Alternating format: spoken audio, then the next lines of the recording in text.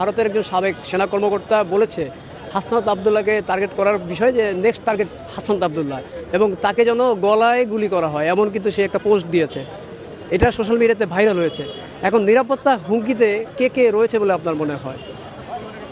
দেখেন, আমি আসলে এই সব কথাগুলোকে একটু এড়াই চলি। হাদি ভাইয়ের কথায় বিশ্বাস করি, তো হাদি ভাইয়ের ভয়েসটা তোলার চেষ্টা করি। এরকম একজন আমাদের বাংলাদেশের একজন বলেই ফেললো, হাদি ভাই যখন গুলিবিদ্ধ হলো তখন সে বলল লাশের বদলে লাশ চাই। আমাদের মাহফুজ ভাই, হাদি ভাই যখন মারা গেল সেটাকে নিয়ে তার কোনো মাথা ব্যথা নাই। ডেইলি স্টার, প্রথম আলো কেন পড়লো সেটা নিয়ে তার খুব মাথা ব্যথা। দেখেছেন আপনারা? আমার সেভেন সিস্টার্স দখল করার ক্ষমতা আছে বলেন তো? আমি কেন বলতে যাব? সেভেন সিস্টার্স দখল করবে চায় না, আমরা সহযোগিতা করব। সেভেন সিস্টার দখল করবে, আপনার কাশ্মীর দখল করবে পাকিস্তান, আমরা তাদেরকে সহযোগিতা করব। আমরা চাচ্ছি শক্ত একটা পররাষ্ট্রনীতি। পাকিস্তানের সাথে আমাদের পররাষ্ট্রনীতিটা সঠিক হয়ে যাক, তাদের অ্যাটমিক বোমা যেন আমাদের অ্যাটমিক বোমা হয়ে যায়। আমাদের চায়নার সাথে একটা চুক্তি হয়ে যাক, তাদের অর্থনীতি যেন আমাদের অর্থনীতি হয়ে যাক।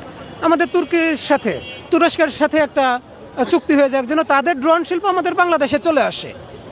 এরপরে সীমান্তে পাকিস্তান মারবে, চীন মারবে, আমরা এখানে বসে হাদি ভাইয়ের মতো বাতাসে আর মুড়ি দিয়ে সেলিব্রেশন করব। এখন আপনি এমন কথা বলেন না যেটা নির্বাচনের আগে উত্তেজনা তৈরি করে। আমি বুঝাতে পারলাম কিনা? সেভেন সিস্টার্স নিয়ে আমরা তখন মাথা ব্যথা করব যখন আমাদের পায়ের নিচে মাটি শক্ত হয়ে যাবে। উন্নয়ন আমরা খুব দেখেছি, মেট্রো রেল পিছনে দেখতেছি, আমরা পদ্মা সেতু দেখেছি, এগুলো অস্বীকার করতে পারবো? এই যে অর্থনৈতিক অবকাঠামো, এগুলো ভারত জানতো যারা 50 বছর ধরে অর্থনৈতিকভাবে দাঁড়াবে আমি 50 মিনিটে ধ্বংস করে দিতে পারবো। সারা ঢাকা শহর ধ্বংস করে দিতে কয়টা মিসাইল লাগবে বলেন? ওরা শুধু চাইতো যেন বাংলাদেশ প্রতিরক্ষা খাতে কখনো শক্তিশালী হয়ে দাঁড়াতে না পারে। এখন ডক্টর মোহাম্মদ ইউনূস 30 লক্ষ হাজার কোটি টাকার দেনা রেখেও 27টা যুদ্ধ বিমান কেনার যখন প্রস্তুতি নেয়, 2টা সাবমেরিনের, পারমাণবিক সাবমেরিনের কথা বলে, বাংলাদেশে যখন ড্রোন শিল্পের হয় তখন তাদের মাথা খারাপ হয়ে যায়।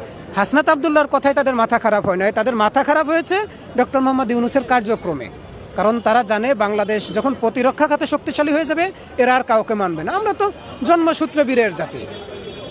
আমি কোনো 1-2জন বিপ্লবীকে তাদেরকে নিরাপত্তা দেওয়ার জন্য আমি আসলে পক্ষপাতী না। আমি এই বাংলাদেশে 1 ভোটের মালিক, রাস্তায় যারা গরিব অসহায় আছে তারাও 1 ভোটের মালিক। আমাকে কেন নিরাপত্তা দিবেন? আমি রাস্তায় এসে দাঁড়িয়ে আছি মরার জন্যে, আমাকে কেন আপনার নিরাপত্তা দিতে হবে বলেন তো? কোনো দরকার নাই, আমার জন্য দরকার নাই। আমার জীবনের হুমকি আছে না? আমি কেন? আপনার বেতন দিয়ে পুলিশ বুঝতেছেন, সেই পুলিশ আমার পিছনে ঘুরতেছে না। আমরা এমন একটা বাংলাদেশ চাই যেখানে আমি নিরাপদ থাকবো, আপনি নিরাপদ থাকবেন, দেশের আমার জনগণ নিরাপদ থাকবে। এরকম একটা বাংলাদেশ হলে কারোর আলাদাভাবে। বাংলাদেশে 2জন মানুষ ভিআইপি, একজন হচ্ছে প্রধানমন্ত্রী, একজন হচ্ছে রাষ্ট্রপতি। আমরা কে? আমরা যখন এমপি মন্ত্রী হব বাংলাদেশে চাকর হয়ে যাব। চাকর বাকরের এত নিরাপত্তা কিসের? আমি এলাকায় যাবো, এলাকার মানুষ আমাকে নিরাপত্তা দেবে। আমি ঢাকায় আসবো, ঢাকায় আসলে ঢাকার মানুষ আমাকে নিরাপত্তা দিবে। আমার আপনার বেতনের টাকা দিয়ে পুলিশ কেন তাকে বডিগার্ড লাগাই দিতে হবে? দরকার নাই। আগামীকাল থেকে আপনারা কাঁধে কাঁধ মিলিয়ে কাজ করেন। স্বরাষ্ট্র উপদেষ্টা, আপনার আইন উপদেষ্টাকে যদি সরানো যায়, বাংলাদেশ পুলিশকে সাজানোর জন্য 1 সপ্তাহ 15 দিন যথেষ্ট। নির্বাচন যদি করতেই চায় বিভাগীয় পর্যায় থেকে নির্বাচনটা তুলে নিয়ে আসেন।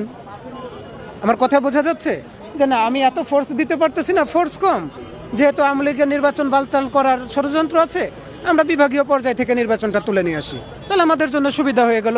জানমালের তেমন কোনো ক্ষতি হলো না, সবভাবেই করা যায়।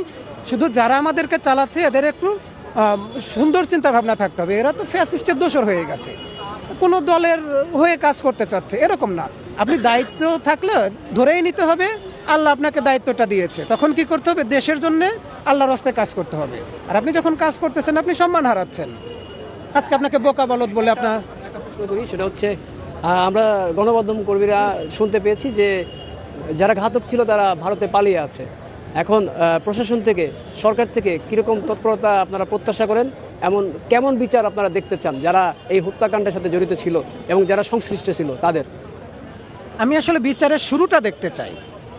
আমাদের ভারতীয় আধিপত্যবাদের বিরুদ্ধের প্রথম শহীদ আবরার ফাহাদ ভাই, এটা তো আমাদের স্বীকার করতে হবে।